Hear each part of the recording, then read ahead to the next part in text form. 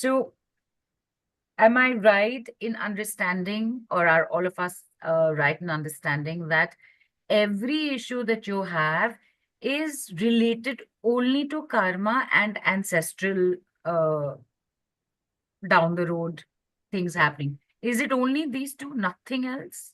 I would say a majority of them, Okay, because there are certain karma which we are also creating in this lifetime. right. Sanchitta, Prarabdha, and Agami.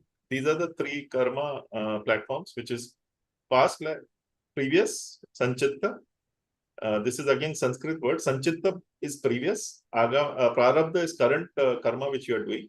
And Agami is for future accruals or future, what we are collecting for the future. So definitely, if you look at it, even in somewhere, and I think, as I said, in the scriptures, it is mentioned that anything which is other than unconditional love is your karma. So anything which is good karma also will come to you. So I would say, I cannot put a percentage, but as good as maybe 90-95% of it is karmic and ancestral.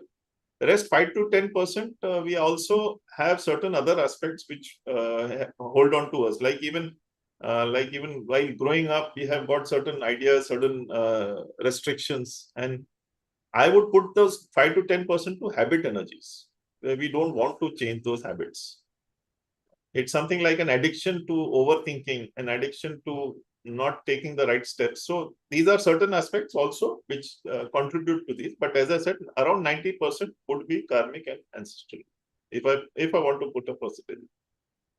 Can you, as you just said, 90% will be this, 5 to 10% you are going to put to what you call habit energies, the habit of doing this or Yeah, overthinking, whatever. Can you give us any examples, even yours, that will explain this a little better yeah, for yeah, us with things that happen to us on a day-to-day basis? yeah, sure. A very beautiful example came to me for me myself, where I may have met maybe more than 100 experts and throughout my life. So everybody said, Deepak, you have a job kundli. You cannot do business. You cannot do vyavasai or business, right? So that was something where, so right from 30, 40 years, I was listening to that. My wife also met many more people. So everybody said it, job kundli. You cannot do business. In fact, some people also went to the extent of saying that if you do business, you might lose everything, even the home which you have made so very effort, with so much effort. So that was the, so it was like that Milkha Singh. I was pulling that tire. So when 5 years back, 5.5 years back, when I was out from my job and into this, I don't know whether I can call it business. Ultimately, it's an enterprise or whatever it is. I'm trying to help people. That's fine, but ultimately, it's a business. To be real, looking at the Correct. broader aspect. Absolutely. So my wife was behind me. Don't do business. So I said that fine, let's see. Right now, let's give us some time. And there was this pandemic also, so I had no business, no job in hand. So initially, I did it knowingly, but ultimately there was a fear which was striking into me. So that was the habit energy. And ultimately, my wife would tell me this, because she had the terror in her mind, saying that we might lose the house which we have. So that was like a pulling this thing. And people would also tell her even otherwise. So she would become like a magnet to pull me every time, but I used to repel her always, somehow during those particular discussions. Of course, she had only my best intentions at her heart, not that she had any wrong intentions. So this is like, so habit energy plus the third party energy, which was pulling me. I kept doing it. I kept doing it. And by the grace of the Almighty, in fact, with that, I was able to download more processes like Maharashtra Cell, Inner Child Healing. All those happened after I 100%. It's something like, you're taking swimming lessons, but you're not fully surrendered to them. So I then just took the dip in the ocean. And I said that, let me see what happens. I just surrendered myself. My all objectives, my all thoughts, fears, everything. I said my happiness, my sorriness, whatever, grief, sorrow, everything, I'm surrendering to you. So that way, in about a year and a half's time, that habit energy or that fear energy or that, that fear of losing everything energy, that was pulled away from my wife and me. My son used to say, "You were a corporate man. What are you doing now, sitting here?" So these are all expectations which you have of people around you. Anyway, nothing bad. What they were saying, maybe as I said, I was not too much attached. Yet I knew what they were trying to communicate. Ultimately, in 2022, I got a job from a company, and I got the offer letter from me. I went and told my wife, "Now, what do you want me to do?" So she said, "No, no, you are happy where you are." So habit energies, perspectives can change. It's just about how you want to live with the fear, or you just surrender your fears to the Almighty, to the masters, and let them take care of situations. I only got one very good life path where I was shown Lord Kailash, Mount Kailash. Mount Kailash denotes Lord Shankar, Shiv Shankar, Lord Shiv, yeah. And what is Shiv? Shiv is the destroyer.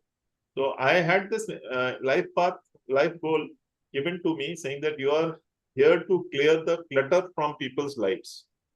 And 9 years, 10 years back, I was laughing like a crazy man. I said that me releasing people from clutter, I am the person with the maximum clutter. How is it possible? So I was questioning that life path goal because of my logical reasons about it. And 9 years later, I don't know, I don't need to say that, but touch wood, I have been. So it's something like I just surrendered myself, saying that I don't want to use my logic too much. I need my logic where required, but not too much of logic. So I listened to my intuitive awareness, thankfully, and here I am in front of you. So habit energy can work in a different way. It's something like when you're driving, you have got your own conscious, subconscious, unconscious. Then you have your instructor, and then you have a spouse who is more concerned about you. So end of the day, you might give up driving altogether. It may happen in some people's cases. So it's all about how you can liberate yourself from these blocks. These are simple things. There are complicated things where you don't even know why you're not able to go beyond certain things. Like, for example, someone was told that you cannot go out of India. You cannot go out of India. So he came to me crying, saying that I want to go out of India for studying, and I'm not getting and everybody is saying you cannot go, you cannot go, you cannot go. I said that let us respect that. So I saw what was the reason why that person was told, that child was told not to go out of India, because out of India means basically any foreign land. In a previous life, this boy, this child had taken an oath because he was killed in a foreign land. And he was killed in such a way, saying that his father, mother did not even know about it for many years. So, because that time communication was not so easy. So he also lost his path as a soul during that time. So there was this record which I saw that he was carrying a lot of grief and a lot of sorrow, plus a lot of fear of losing his parents. Once I detached him and also detached his father particularly, who was also affected by that, within 3 months, this boy flew abroad. And he's already completed 1 year now. So That is amazing. So that is how I'm not challenging anybody here. It's just that there are certain aspects due to which these our astrology and I respect all these lines. Everybody gives you a good guidance, but here is a place where you can liberate yourself from those blockages or those boundaries, so-called, or even the soul contract which you may have kept.